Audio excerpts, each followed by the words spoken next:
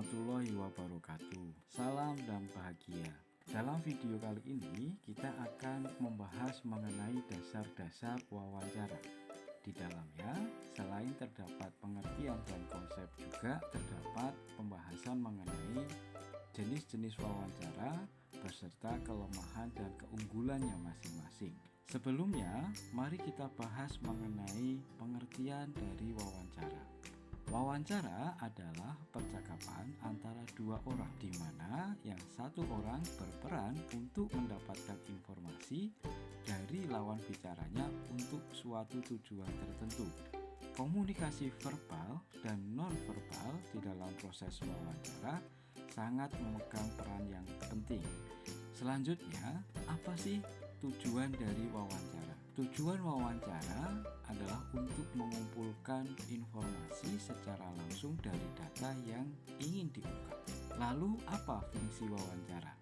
Wawancara bisa berfungsi sebagai metode primer. Maksudnya adalah sebagai satu-satunya alat di dalam pengumpulan data. Wawancara juga bisa digunakan sebagai metode pelengkap, yaitu untuk mencari informasi-informasi yang belum dapat diperoleh dengan cara yang lain. Yang ketiga, metode kriteria. Dalam hal ini, wawancara berfungsi untuk menguji kebenaran serta kemantapan data yang telah diperoleh dengan cara yang lain. Mari kita bahas mengenai keunggulan, kelemahan dari metode wawancara. Keunggulan wawancara yang pertama adalah sebagai metode terbaik untuk menilai sebuah keadaan pribadi.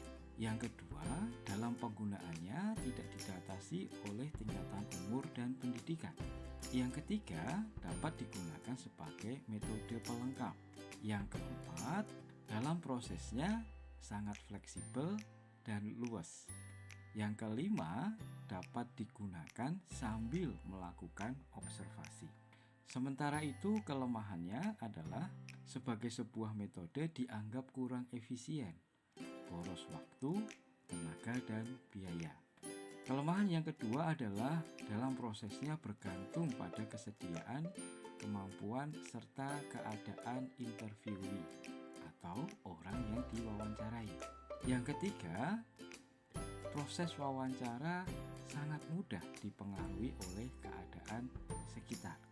Yang keempat, menuntut interviewer atau orang yang mewawancarai menguasai betul bahasa interviewee atau latar belakang dari interview.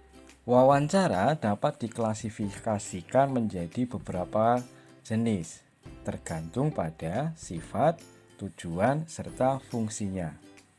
Wawancara menurut sifat, yang pertama, wawancara tidak terpimpin atau non-direktif. Yang kedua, wawancara terpimpin atau direktif. Yang ketiga, wawancara bebas terpimpin. Yang keempat adalah wawancara pribadi.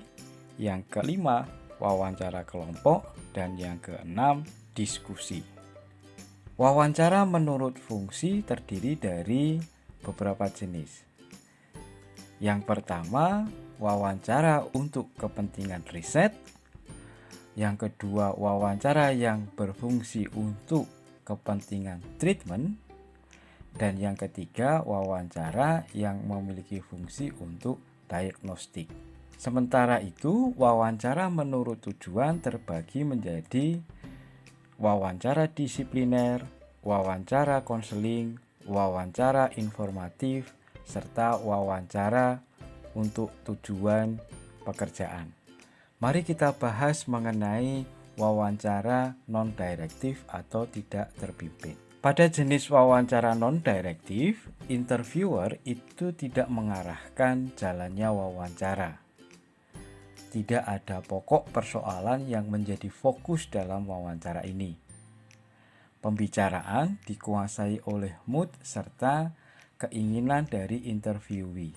Dalam wawancara non-direktif juga tidak memerlukan guide interview atau panduan wawancara. Oleh karenanya, wawancara non-direktif itu seringkali disebut juga dengan wawancara bebas. Lalu apa yang menjadi kekurangan atau kesulitan dan keunggulan atau kemudahan dalam jenis wawancara non-direktif ini? Kelemahan atau kesulitannya, yakni yang pertama, seringkali reliabilitasnya dipertanyakan. Yang kedua, menuntut keahlian untuk menganalisis data. Sementara itu, keunggulannya biasanya dipergunakan untuk studi pendahuluan atau preliminary study. Yang kedua, keunggulannya tidak perlu keahlian untuk bertanya secara terarah. Selanjutnya, apa yang kita sebut sebagai wawancara yang bersifat direktif. Wawancara direktif dalam hal ini, pewawancara atau interviewer itu terikat oleh tujuan wawancara. Di dalam wawancara direktif menggunakan guide interview atau panduan interview yang menjadi fokus wawancara.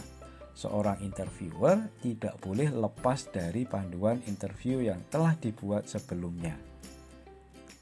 Selanjutnya, memerlukan keahlian building rapport sehingga orang yang diajak untuk diwawancarai atau interviewee itu merasa aman dan memiliki kepercayaan terhadap pewawancara, sehingga data-data atau informasi yang diperlukan itu akan dengan mudah muncul atau keluar atau disampaikan oleh orang yang diwawancarai.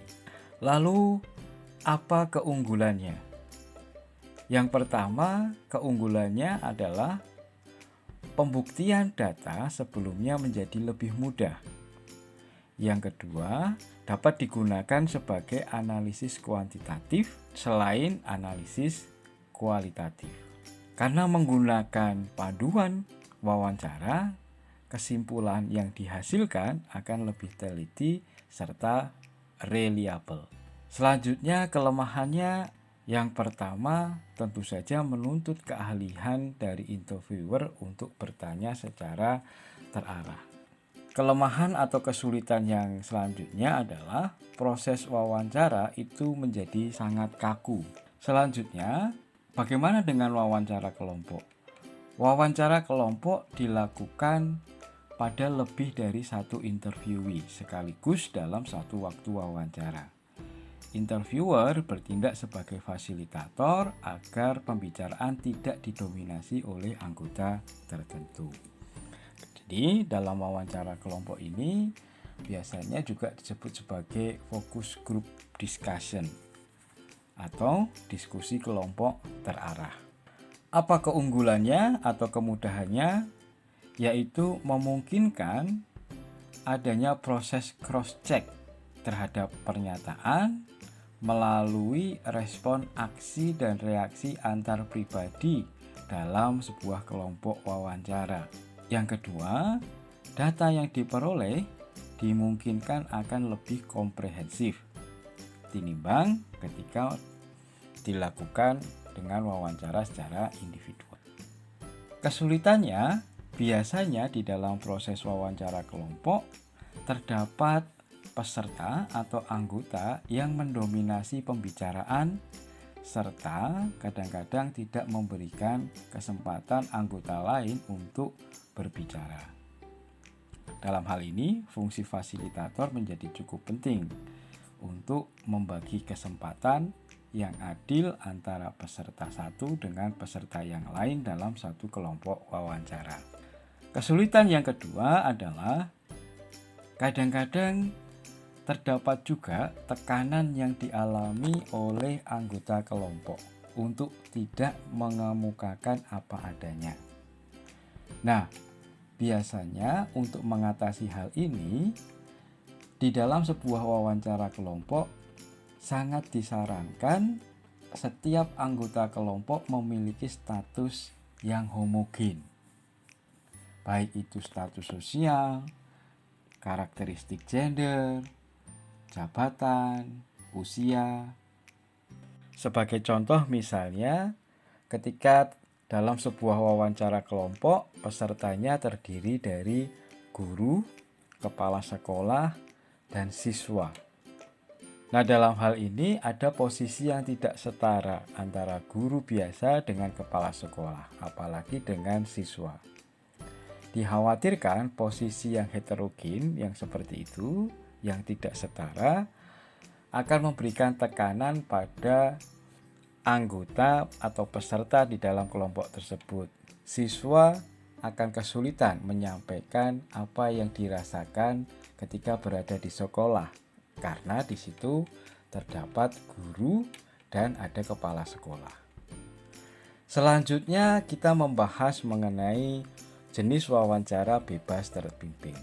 Jenis wawancara ini merupakan gabungan dari jenis wawancara terpimpin dengan tidak terpimpin.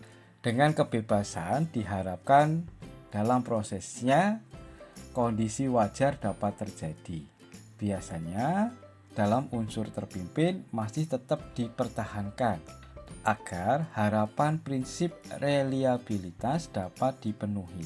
Di dalam penggunaan interview guide tidak bersifat kaku, dibuat hanya untuk kondisi-kondisi pokok yang berkaitan dengan tujuan pemeriksaan.